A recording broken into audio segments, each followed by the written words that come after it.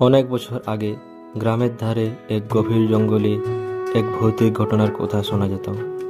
সন্ধ্যা হলেই সেই জঙ্গলে কেউ যেতে সাহস পেত না। বলা হয়, একবার যদি কেউ সেখানে ঢুকে পড়ে তাহলে সে আর ফিরে আসে না।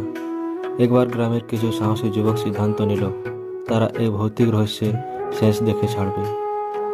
রাতের বেলা পূর্ণিমার আলোয় জঙ্গলে প্রবেশ করলো তারা। চারপাশে কেবল শুনশান নীরবতা আর ঝিঁঝি পোকার শব্দ। হঠাৎ তারা দেখতে পেল এক বৃদ্ধা ভাঙা পাথরের উপর বসে আছে। তার চোখ জোড়া একেবারে রক্তের মতো লাল, শরীর পুরো সাদা কাপড়ে মোড়ানো। বৃদ্ধা তাদের কাছে এসে বলল, তোমরা কেন এসেছো এখানে? ফিরে যাও, নয়তো সবাই শেষ হয়ে যাবে।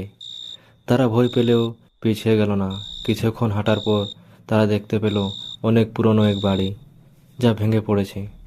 তাদের মধ্যে একজন প্রবেশ করতেই হঠাৎ